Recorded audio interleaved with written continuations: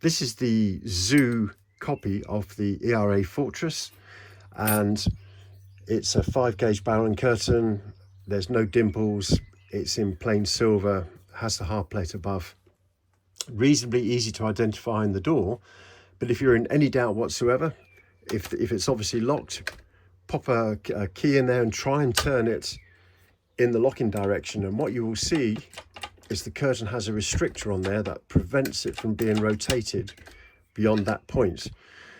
Therefore, we can't actually put a decoder in there to read the heels. We can't use a plasticine read key, and a scope is going to be impossible as well.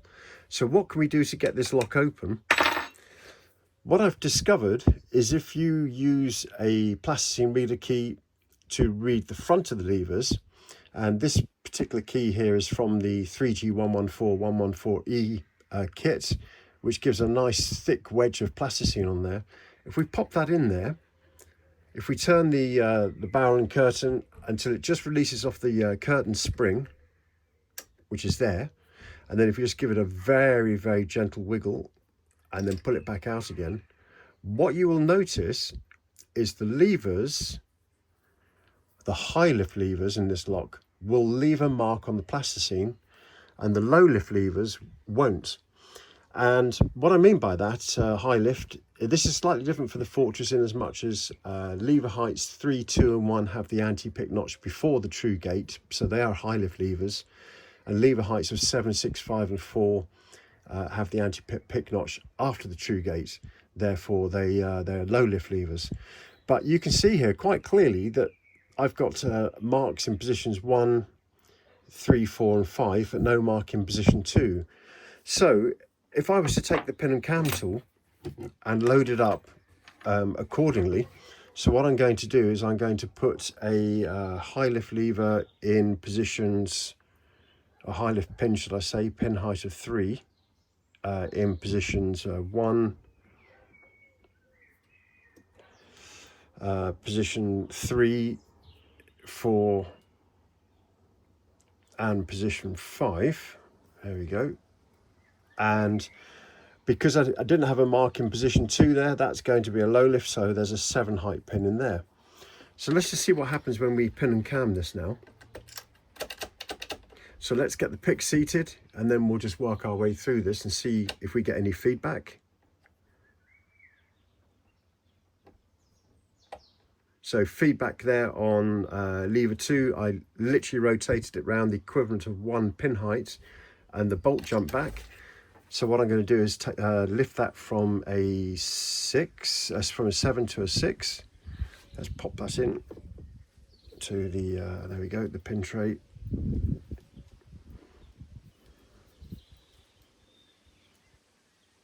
Usual pin and cam methodology. Let's see what we get now. Get that seated. 1 is loose. 2 has no reaction. 3 is loose. 4 is solid. And 5 is loose. Okay, let's go through again. 1, nothing on 2, 3, 4, 5. So 4 is absolutely solid. In fact, it's what you would call spongy. Now that's a high lift pin, and if it's spongy on a 3, then it has to be a 1 height because it's in anti-pick. So what I'm going to do is take that 3 height pin out.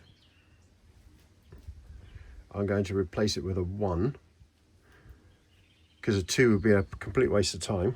If it's in anti-pick, it's going to be 2 heights above. So let's pop a 1 in there. Now we don't need to pick lever height number 4. Put that back in again, see if we get any feedback from the lock. Nothing on 1, nothing on 2, 3, we'll leave 4. Okay, I've just touched 5 and the bolts jump back. But that's only gone up 1 pin height, so that is now going to lift up from a 3, and I'm going to change that to a 2. And because this is an ABA pattern lock, that means that we need to do the same to position 3 there. So let's put that 2, 1, 2.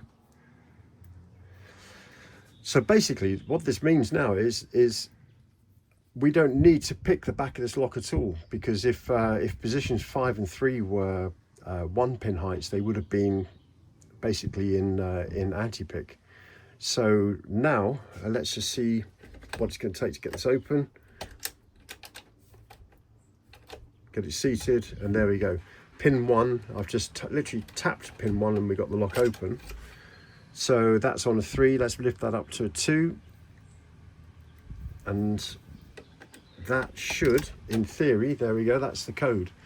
So that really was a very quick and simple process for opening one of these Zoo Fortress copies using the plasticine reed key on the front of the levers. Where you've got a mark like this, put a high lift pin in, and it can either be a 3, 2 or 1. And where you've got no mark, obviously put a 7 height pin in, then it can either be a 7, 6, 5 or a 4. As you can see, you can get the lock open pretty quick and get it on code as well.